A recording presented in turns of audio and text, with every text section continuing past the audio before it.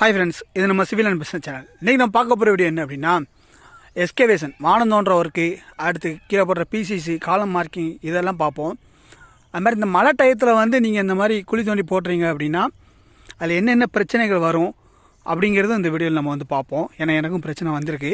So அதையும் இந்த வீடியோவில் பார்ப்போம். வீடியோ ஸ்கிப் பண்ணாமல் பாருங்கள். கட்டாயம் கொஞ்சம் யூஸ்ஃபுல்லாக இருக்கும். இந்த மாதிரி யூஸ் பண்ணி உங்களுக்கு யூஸ்ஃபுல்லாக இருக்கும், மற்றவங்களுக்கு யூஸ்ஃபுல்லாக இருக்கணும் அப்படின்னு நினச்சிங்கன்னா வீடியோ லைக் பண்ணிட்டு பாருங்கள். வாங்க வீடியோக்குள்ள போகலாம்.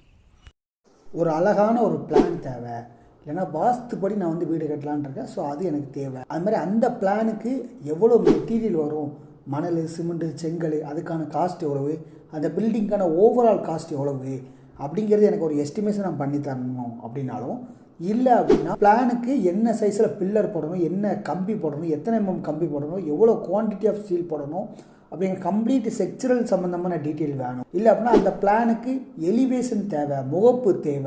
அதுக்கடுத்து டவுட்டு எதாக இருந்தாலும் கீழே ஒரு நம்பர் இருக்க, நீங்கள் அது கான்டாக்ட் பண்ணுங்கள். ஃபஸ்ட்டு நம்ம ஸ்ட்ரக்சரல் டிராயிங் படி நம்ம மார்க் பண்ணியாச்சு. ஒவ்வொரு காலத்துக்கும் ஒவ்வொரு சைஸ் ஆஃப் ஃபுட்டிங் இருக்குது. இப்போ உதாரணத்துக்கு இது 4.5க்கு 4, 4க்கு 4, 3.5க்கு 3. ஸோ அந்த மாதிரி 3 வெரைட்டி ஆஃப் ஃபுட்டிங் இருக்குது. அதில் இந்த 4.5க்கு 4 தான் ஒரு பெரும்பாலும் ஒரு 9 காலம் அதுதான்.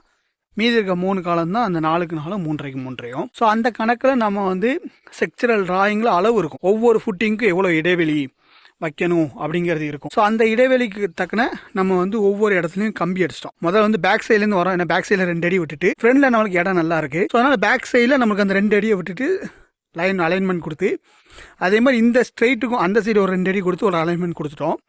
அடுத்து இந்த டிகிரி 90 டிகிரி செக் பண்ணல. இங்கே 1.5 அடி கிடைக்கி, அது மாதிரி இங்கேயும் ஒரு 1.5 அடி. ஸோ இந்த தலப்பும் அந்த தலப்பும் நம்மளுக்கு கிராஸ். ஸோ அதனால் அது அங்கேயும் இது இங்கேயும் போய் நம்மளுக்கு ஒரு 90 டிகிரிக்கு வச்சு நம்ம பண்ணியிருக்கோம். ஸோ அந்த கிராஸுக்காண்டி நம்ம அங்கே ஒரு கம்பி ஸ்டீல் அடித்தாச்சு. ஸோ அதிலேருந்து நம்மளுக்கு ஒவ்வொன்றுக்குமே அளவு இருக்குது. இப்போ இதிலேருந்து இது ஒரு 10 அடி. அடுத்து இந்த கம்பிலேருந்து இந்த கம்பி ஒரு 14 அடி. ஸோ அதுக்கடுத்து ஒரு 8 அடி. அந்த மாதிரி ஒவ்வொன்றுக்குமே ஸ்பேஸிங் அளவு இருக்குது. ஒவ்வொன்றுக்குமே நம்ம அளவு இருக்குது. இப்போ இந்த கம்பிக்கும் இந்த கம்பிக்கும் பார்த்திங்கன்னா 10.75. இந்த கம்பிக்கும் பார்த்திங்கன்னா 11.5. அதே மாதிரி இந்த கம்பிக்கும் அந்த கம்பிக்கும் பார்த்திங்கன்னா 10.5. ஸோ இந்த மாதிரி அது மாதிரி அந்த அங்கே உள்ள சென்டருக்கும் இங்கே உள்ள சென்டருக்கும் அடுத்த சென்டருக்கும் குழிக்குள்ள சென்டருக்கும் பார்த்திங்கன்னா ஒரு 9.5. அதே மாதிரி அடுத்த கம்பிக்கும் இந்த இதுக்கும் சென்டர் பார்த்திங்கன்னா 7.25. அடுத்து இதுக்கும் பார்த்திங்கன்னா 9.5. ஸோ அந்த மாதிரி இந்த ஸ்பேஸிங்கில் நம்ம கம்பி அடித்து நூலை போட்டு சென்டர் மார்க்கிங் பண்ணி நம்ம அந்த சென்டர்லேருந்து இதுக்கும் ஆப்செட். இப்போ இது சென்டர் அப்படின்னா இந்த பக்கம் 2.25, இந்த பக்கம் 2.25. அது மாதிரி இது 4 அடி அகலம் அப்படின்னா இந்த பக்கம் 2, இந்த பக்கம் 2. அந்த மாதிரி நம்ம ஆப்செட் பண்ணி குழி தோண்டியாச்சு. சரிங்களா? குழி தோண்டி முடித்தோடனே நம்மளுக்கு என்ன பண்ணியிருக்கோம் அப்படின்னா, கீழே நம்ம பிசிசி போட்டிருக்கோம். பிசிசி 1.5 ஜல்லி யூஸ் பண்ணி நம்ம கீழே 1:5:10 ரேஷியோவில் கூட பண்ணிக்கலாம். சரிங்களா?